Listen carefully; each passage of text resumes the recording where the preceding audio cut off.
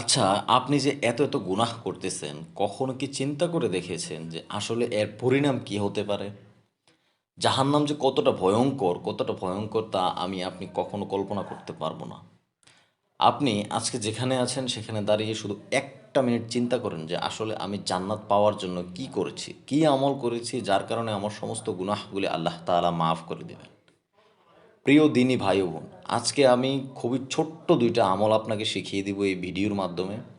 প্রথম আমলটা করলে আপনার জীবনের সমস্ত গুনাহগুলি মাফ হয়ে যাবে এবং দ্বিতীয় নাম্বার যে আমলটা আছে সেটা যদি আপনি করেন, জান্নাত লাভ করতে পারবেন। অর্থাৎ মৃত্যুর পরে আপনি জান্নাতে যেতে পারবেন। প্রিয় দিনী ভাই ও বোন, এই দুনিয়াতে আমরা দুনিয়ার মায়ায়, দুনিয়ার পিছে পড়ে আমরা হারাম, হালাল সব কিছু ভুলে যাই। সুদ, ঘুষ কন্টিনিউ আমরা গুনাহ পর গুনাহ করে যাচ্ছি। কিন্তু কখনো এই দুনিয়ার পরে যে আরেকটা জীবন আছে তার আমরা কখনো চিন্তা করি না। আমরা সবসময় চিন্তা করি যদি এইটা না থাকতো আমার জন্য কত ভালো হতো, যদি এইটা পাইতাম আমার জন্য কত ভালো হতো। এই যে আপনি এত বাড়ি, গাড়ি, সম্পত্তি, টাকা পয়সার পেছনে দৌড়াচ্ছেন, কোনো কিছুই কিন্তু আপনার সঙ্গে যাবে না। বরং আপনি এগুলা করতে গিয়ে যা গুনাহ করেছেন, আপনার জানা অজানা মনের অজান্তে এই সবগুলা গুনার ভার কিন্তু আপনি নিতে হবে। সবগুলা গুনার জন্য আপনি কিন্তু জবাবদিহি করতে হবে। সেই কেয়ামতের মাঠ, যেই কেয়ামতের মাঠের দিন সবাইকে তোলা হবে এবং আপনার সকল হিসাব নিকাশ ওখানে দেওয়া হবে। যদি আপনি ইমানদার, দুনিয়াতে ইমানের কাজ করে থাকেন, আল্লাহ তাআলার ইবাদত করে থাকেন, সৎ পথে চলে থাকেন, হারাম না খেয়ে থাকেন, হারাম থেকে দূরে থাকেন, ওই দিন আপনার আমলনামা আপনার ডান হাতে দেওয়া হবে। আর যদি আপনি এই দুনিয়া থেকে ভালো কিছু নিয়ে যেতে না পারেন, তাহলে সেদিন আপনার যে কী অবস্থা হবে তা আপনি একবারও কল্পনা করেন নাই। মায়ার নবী হজরত মোহাম্মদ সাল্লাহ আলহিসাল্লাম বলেন, জাহান্নাম যে কতটা ভয়ঙ্কর তা তোমরা কখনো কল্পনা করতে পারবে না। সেদিন, যেদিন সবাইকে তোলা হবে, ওই দিন সূর্যের সবগুলো মুখ খুলে দেওয়া হবে। এখন সূর্য ৯ কোটি ৩০ লক্ষ গুণ দূর থেকে তাপ দেয়, এখন আমাদের এই অবস্থা। সেদিন যখন সূর্যের সবগুলো মুখ আমাদের দিকে করে দেওয়া হবে, ওই জাহান্নামীরা, ওই পাপীদের যে কী অবস্থা হবে, মাথার মগজগুলো টগবগ করে পড়তে থাকবে এবং পায়ের নিচে থাকবে তামার জমি, কারণ ওই দিন জমিটা তামা হয়ে যাবে। আর যারা দুনিয়া থেকে ভালো কাজ করে যাবে, আল্লাহ তাআলার ইবাদত করে যাবে, তাদের জন্য ওই দিন ওই আরশে আজিমের নিচে জায়গা করা হবে।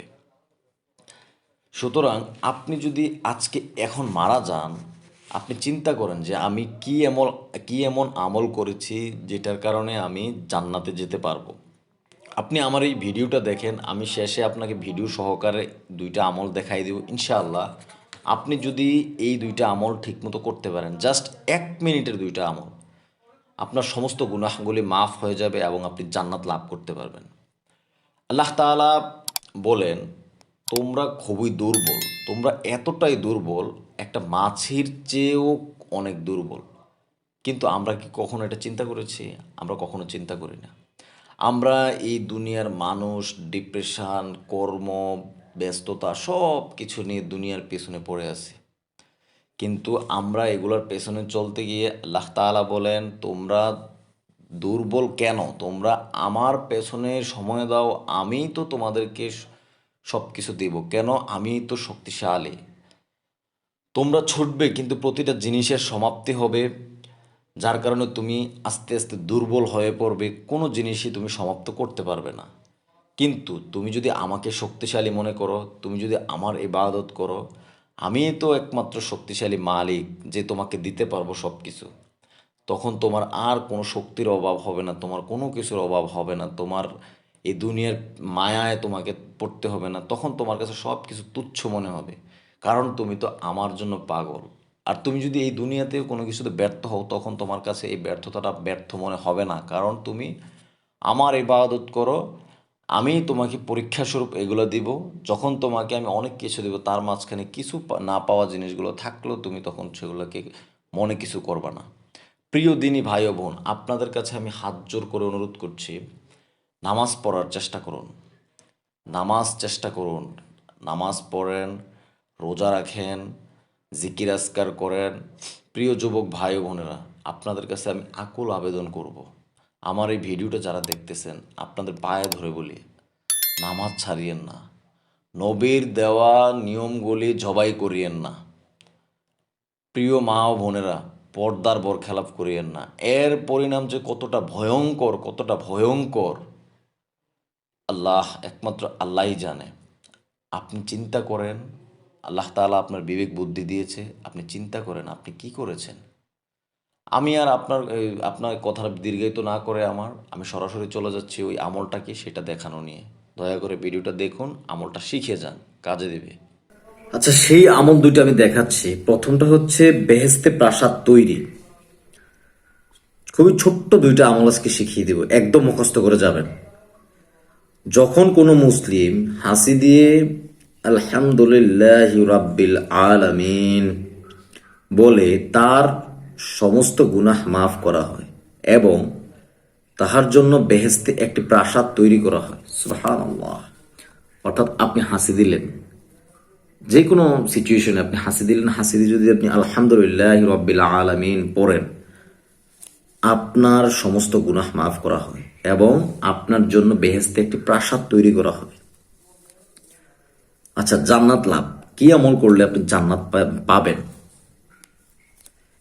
যে ব্যক্তি প্রত্যেক 11 বার আল্লাহুম্মা সাল্লি আলা সাইয়্যিদিনা মুহাম্মদ পাঠ করে, তাহলে মহান আল্লাহ তাআলা তাকে মৃত্যুর পূর্বে দুনিয়াতেই জান্নাতে তার স্থানকে দেখিয়ে দিবেন। সুবহানাল্লাহ। দেখেন, যে ব্যক্তি প্রত্যেক অর্থাৎ সব সময় বা প্রত্যেক দিন 11 বার আল্লাহুম্মা সাল্লি আলা সাইয়্যিদিনা মুহাম্মদ, আল্লাহুম্মা সাল্লি আলা সাইয়্যিদিনা মুহাম্মদ পড়েন, আমার সাথে পড়েন, মুখস্থ হয়ে যাবে ইনশাআল্লাহ, 30 সেকেন্ড লাগবে। আল্লাহুম্মা সাল্লি আলা সাইয়্যিদিনা মুহাম্মদ 11 বার পাঠ করে আল্লাহ তাআলা তাকে মৃত্যুর পূর্বে অর্থাৎ মৃত্যুর আগেই দুনিয়াতে জান্নাতে আপনার স্থানকে দেখিয়ে দিবেন। আর কি আমল চাচ্ছেন বলেন? করেন, এসব ছোট ছোট আমল করেন, লেগে থাকেন, ইনশাআল্লাহ অভ্যাস করে ফেলেন। আল্লাহ তাআলা অবশ্যই অবশ্যই আপনার গুনাহ মাফ করে দিবেন, জান্নাত দিবেন মৃত্যুর পরে। ভিডিওটি ভালো লাগলে শেয়ার দিয়ে পরিবার পরিজন যারা কাছের মানুষ আছে তাদেরকে দেখার সুযোগ করে দিন। এরকম অনেক ছোট ছোট ভিডিও এখানে আছে, একটু ঘুরে আসুন, দেখে আসুন, ইনশাআল্লাহ একটা কিছু হইলেও শিখতে পারবেন। ভালো থাকবেন। আসসালামু আলাইকুম ওয়া রাহমাতুল্লাহি ওয়া বারাকাতুহু।